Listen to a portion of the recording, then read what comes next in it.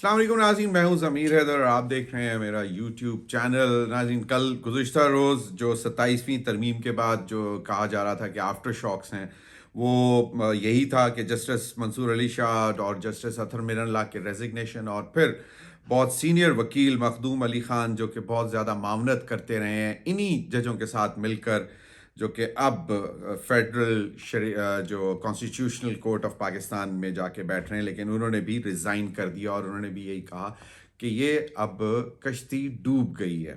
Anyways, तो बहुत सी बातें सामने आईं।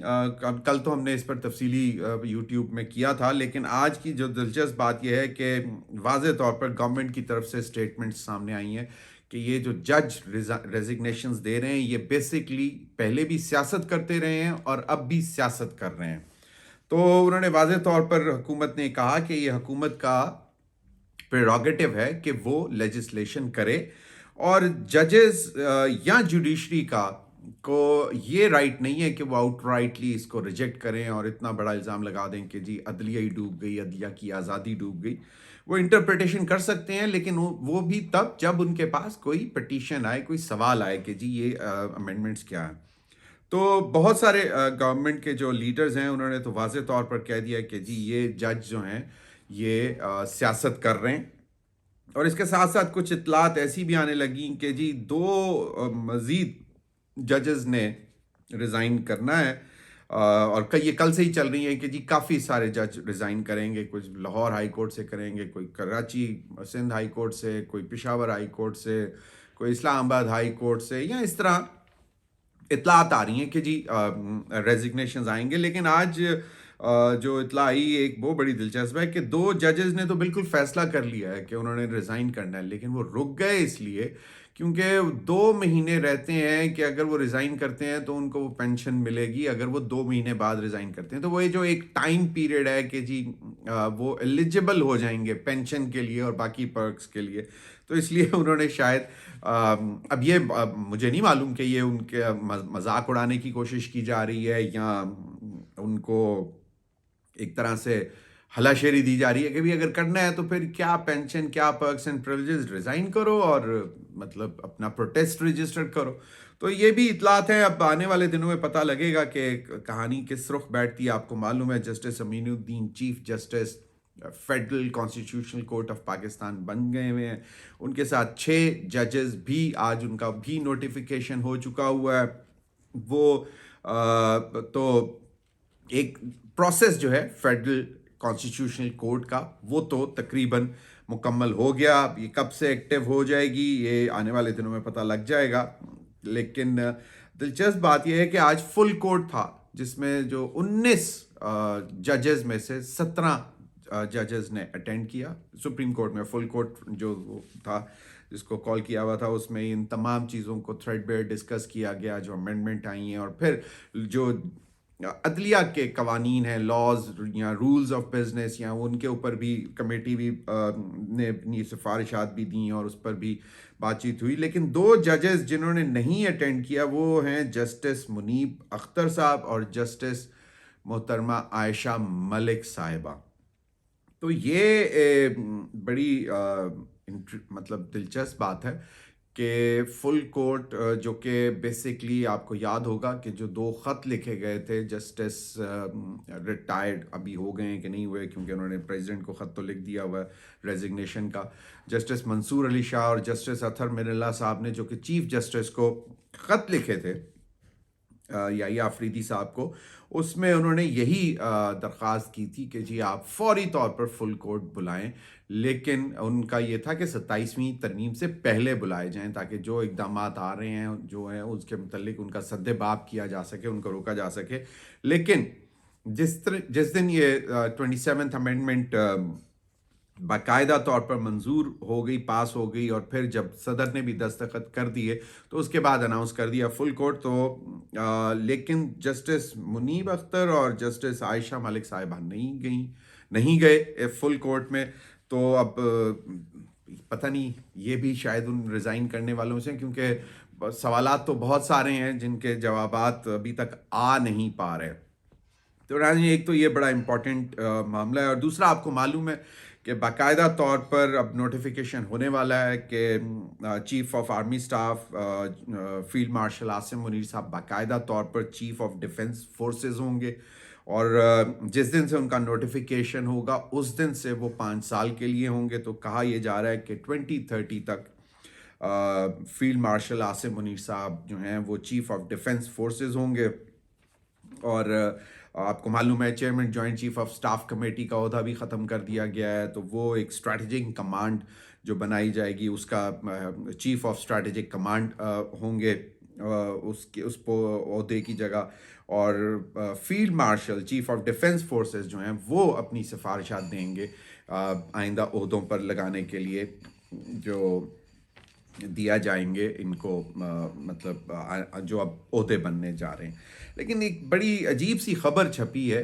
ایک تو یہ فیصلہ ہوا اور آپ کو معلوم ہے کہ زیادہ تر پارلیمنٹیرینز نے اس جو آرٹیکل 243 میں جو امینڈمنٹس تھیں ان کو صرف اس لیے مانا کہ جو پاکستان کی افواج پاکستان نے جو بھارت کے ساتھ کیا مئی کی جنگ میں، اور اس کے بعد جو پالیسیز لے کے چلے فیلڈ مارشل عاصم منیر صاحب، ان کی وجہ سے ان تمام جو آرٹیکل 243 میں امینڈمنٹس تھیں ان کو مانا گیا. کچھ ہیں جن کے اوپر سوالات اٹھائے جا رہے ہیں کہ جو مطلب مستثنا قرار دیا جا رہا ہے کہ کسی بھی طرح کا ان کے اوپر کوئی کیس نہیں ہوگا. وہ ابھی تک مطلب اس پر کنٹروورشل سٹیٹمنٹس آ رہی ہیں، لیکن وہ خیر اتنی کوئی بڑی بات نہیں ہے.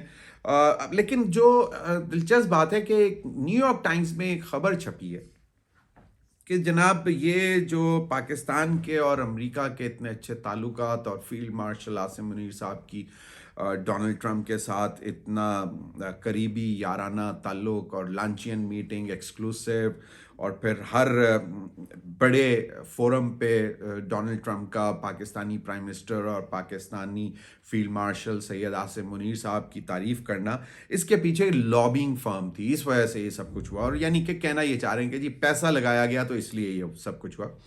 تو یہ ایک اینٹی پاکستان بیسکلی جو یہ اب کام اس کا ہے جو کہ انڈیا نے لابنگ فرم ہائر کی ہے، وہ یہ اب خبریں لگوا رہی ہے. آپ کو معلوم ہے کہ جب ابھی پہلگام بھی نہیں ہوا تھا اور اس سے پہلے پاکستان نے ایک بہت بڑا دہشت گرد پکڑا تھا، شریف اللہ اس کا نام تھا، غالباً داعش سے اس کا تعلق تھا. اور اس کو جب پکڑ لیا تھا تو اس وقت پھر جو کہ اس وقت آرمی چیف تھے سید عاصم منیر صاحب، انہوں نے جنرل ایرک کوریلا کو فون کیا تھا، اطلاع دی تھی کہ جی اس طرح ہو چکا ہوا ہے، اور یہ کیونکہ آپ کی ڈیمانڈ تھی تو ہم نے بہت جان جوکھوں میں ڈال کر اتنا بڑا ٹیررسٹ پکڑ لیا ہے. تو اور وہ چاہیں گے کہ وہ ڈونلڈ ٹرمپ سے بات کی جائے. اور آپ کو یاد ہوگا پھر وہ جو ہے شریف اللہ، اس کو باقاعدہ طور پر امریکہ کے حوالے کیا گیا کیونکہ داعش کیس Sharifullah he was wanted by the Americans actually. اور اس کے بعد پھر ڈونلڈ ٹرمپ نے جو اس واقعے کے بعد جو پہلی انٹرنیشنل فورم پہ سپیچ کی، اس میں باقاعدہ اس بات کا ذکر کیا ڈونلڈ ٹرمپ نے. تو وہاں سے چیزیں پاکستان اور امریکہ کے درمیان بہتری کی طرف چلنا شروع ہو گئی تھیں. ڈونلڈ ٹرمپ کے الیکشن سے پہلے کہا جا رہا تھا کہ جی وہ تو عمران خان کا فین ہے تو وہ یوں ہو جائے گا تو وہ ہو جائے گا اور یہ ہو جائے گا، تو وہ کچھ بھی ایسا نہیں ہوا. اور ڈونلڈ ٹرمپ نے باقاعدہ طور پر پھر جو کردار ادا کیا پاکستان اور بھارت کی جنگ کے دوران، اور پھر ٹل ڈیٹ جس طرح بھارت کو جس طرح ڈونلڈ ٹرمپ ٹریٹ کر رہے ہیں کہ وہ اگر وہ بات نہ مانتے تو ان کو ہم ٹریڈ اور پھر جو ٹیرف بیریئرز لگائے اس کے اوپر، اور ہمیں بڑا اچھا کمفرٹیبل ٹیرف دیا as compare to India.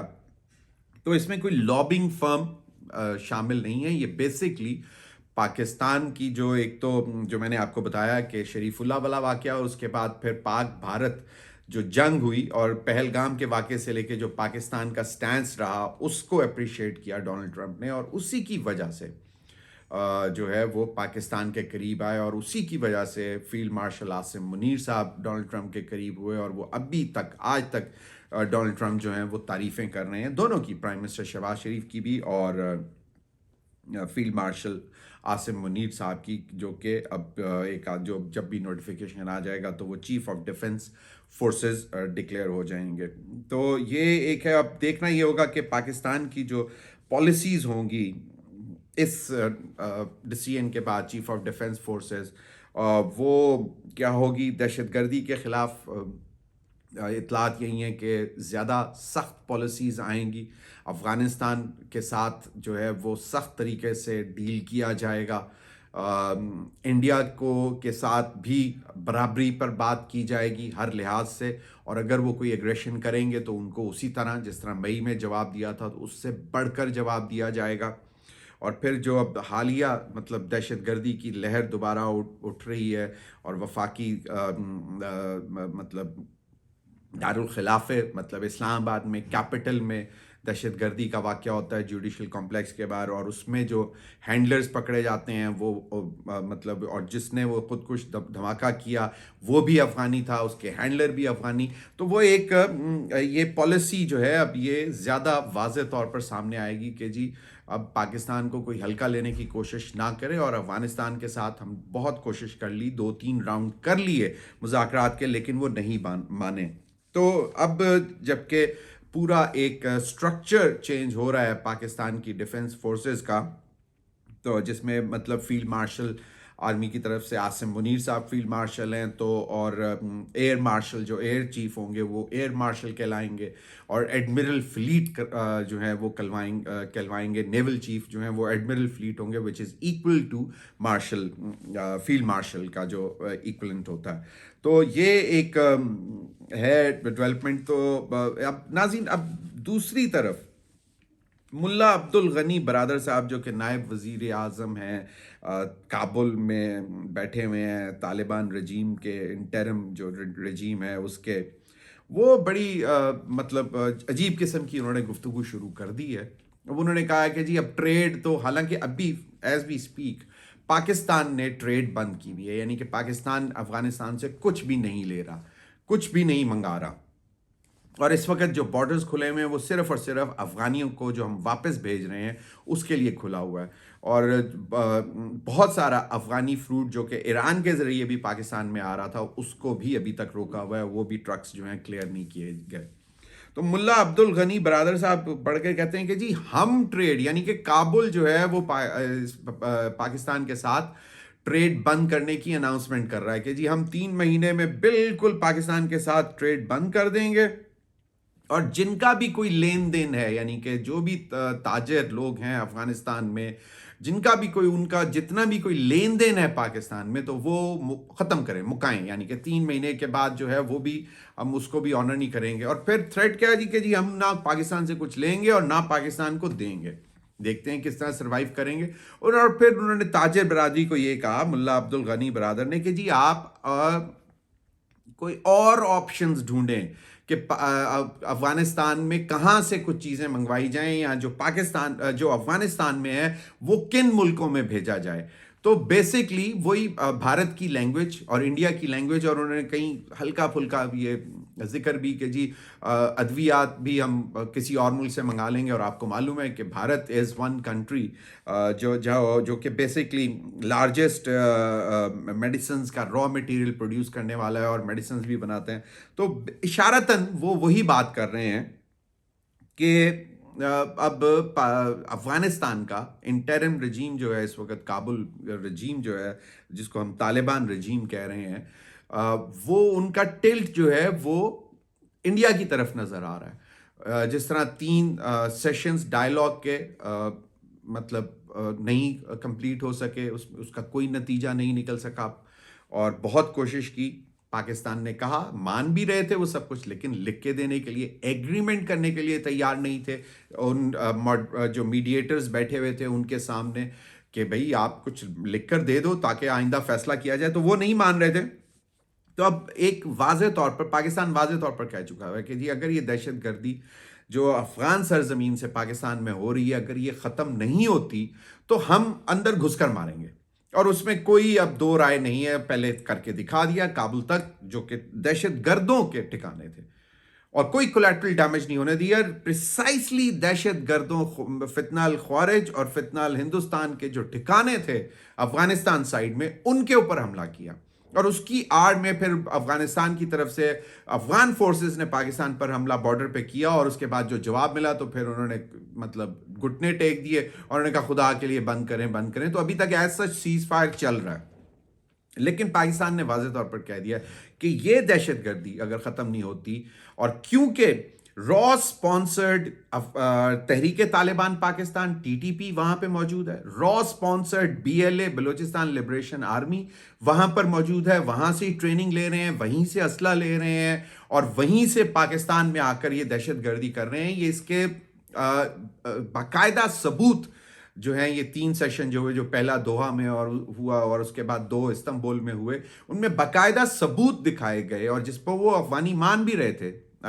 Taliban رجیم جو ہے افغانستان میں وہ مان بھی رہی ہے، لیکن یہ مان کرنے کو تیار نہیں ہو رہے کہ باقاعدہ فزیکل ایکشن وہ لیں، اور ان کے جو سلیپر سیلز ہیں وہاں پہ، جو ٹریننگ کیمپس ہیں دہشت گردوں کے، فتنہ الخوارج اور فتنہ الہندوستان کے، ان کو وہ خود ختم کریں. اور اگر نہیں کر سکتے تو پاکستان کی مدد لے لیں، ہم کر دیں گے، لیکن کوئی ایگریمنٹ تو کریں نا کہ جی اس کو وہ ختم کرنا ہے. تو وہ نہیں کرنا چاہ رہے. تو پاکستان کا واضح طور پر موقف ہے کہ بھئی اب زیرو ٹالرنس ہے افغانستان کے ساتھ. جو ہوگا وہ دیکھا جائے گا، اور جیسی کرنی ویسی بھرنی. ان کو آج سے نہیں، کتنے ہی سالوں سے کہا جا رہا ہے کہ افغان سرزمین استعمال ہو رہی ہے پاکستان کے اندر دہشت گردی کرنے کے لیے، تو اس کو بند کیا جائے، روکا جائے، لیکن وہ نہیں کرے. تو ملا عبد الغنی برادر صاحب نے آج بڑی بڑک مار دی ہے کہ جی ہم تجارت بند کرنے جا رہے ہیں. بھئی آپ لینڈ لاک کنٹری ہیں، دیکھ لیں پھر کہاں سے کیا تجارت کریں گے. سب سے سستا اور قریب روٹ جو ہے افغان ٹرانزٹ ٹریڈ کا وہ پاکستان کا تھا. آپ ایران سے کریں، آپ انڈیا سے کریں، آپ چائنا سے کریں، جہاں سے مرضی کریں، سینٹرل ایشین کنٹریز سے کریں، جو آپ کو بہتر لگتا ہے آپ وہ کر کے دیکھ لیں. لیکن اب پاکستان زیرو ٹالرنس پر ہے. بہت بہت شکریہ. Thank you.